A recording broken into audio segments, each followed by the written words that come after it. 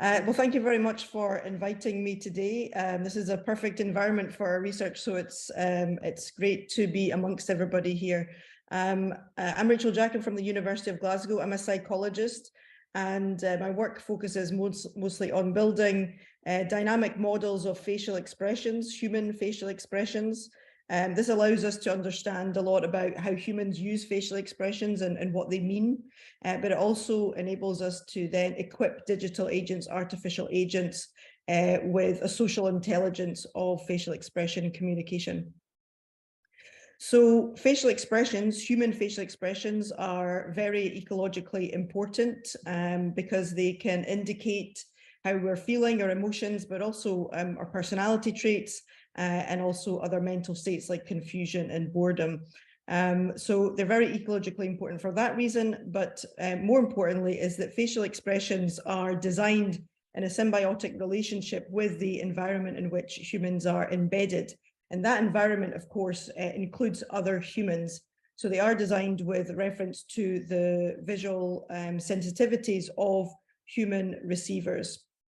Now, digital agents or artificial agents, which are also embedded, situated into a human environment, for example, those used for assistance or for companionship, then they must have this social intelligence to be able to produce facial expressions which receivers in their environment can interpret accurately and so that are recognizable.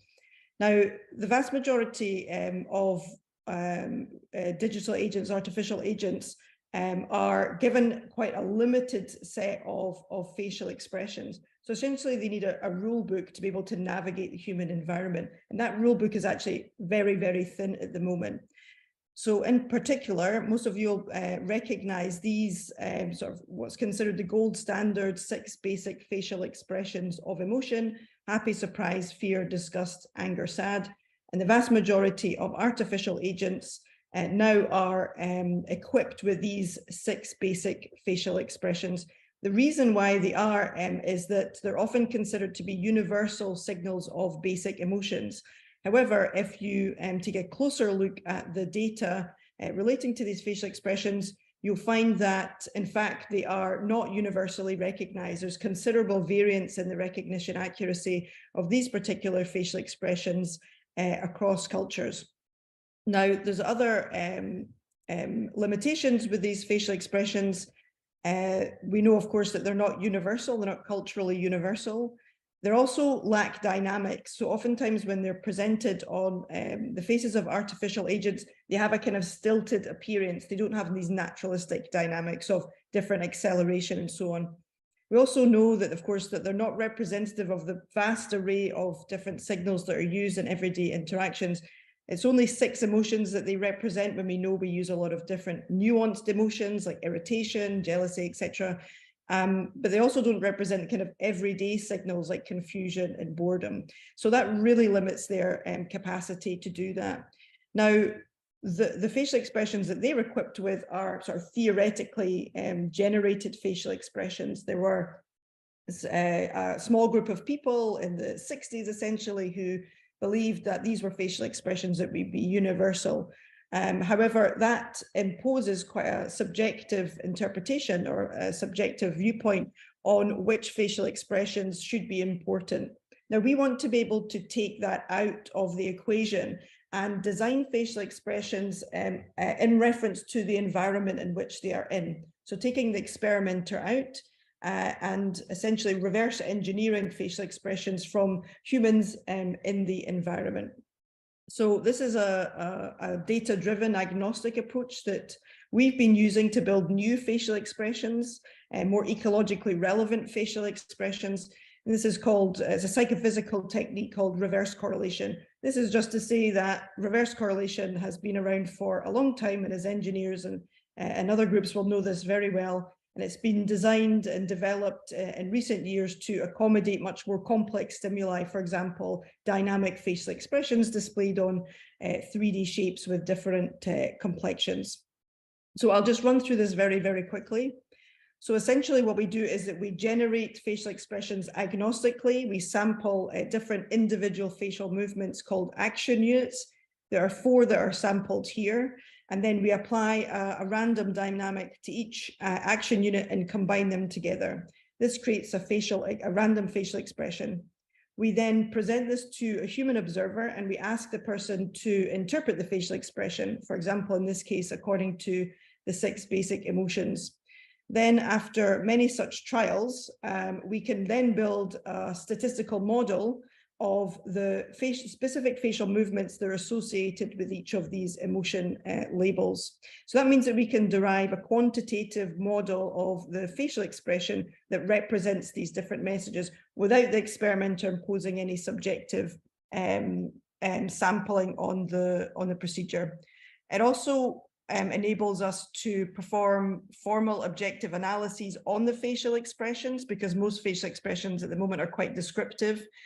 We also derive per participant models, which enables us to preserve and estimate population variance, which we know is very important for the perception of naturalistic signals by humans when they are displayed on artificial agents.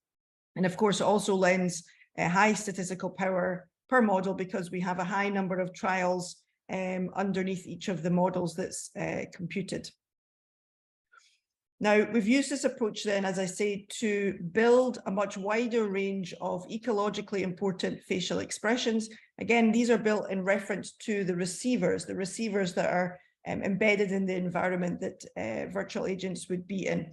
So we've modeled facial expressions of basic emotions within and across cultures, but also a much broader range of social messages, including pain and pleasure, different types of smiles, and different facial expressions that represent different personality traits, as well as more fundamental signaling such as valence and arousal. Now, bringing all of this together, so actually here are some specific examples.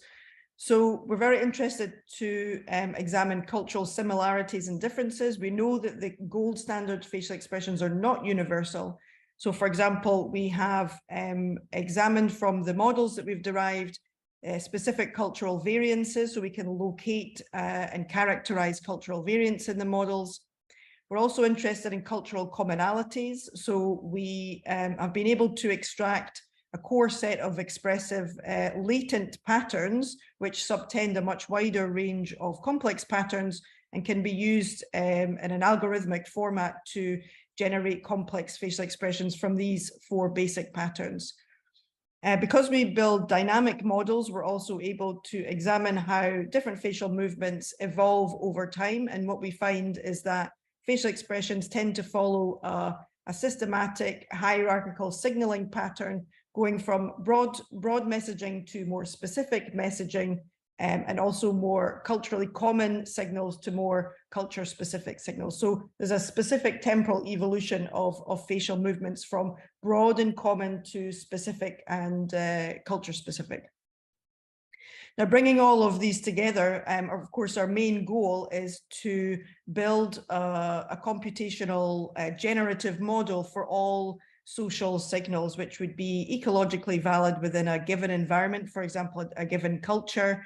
And this enables us then to contribute to current theories of facial expressions, but also to equip virtual agents and digital agents with a much better rule book to be able to generate different facial expressions in different environments.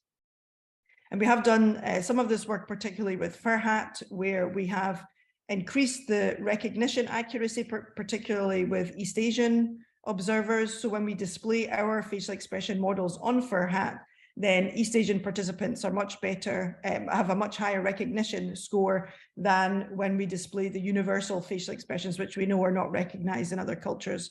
They're also perceived as more human-like, probably because they have more naturalistic dynamics.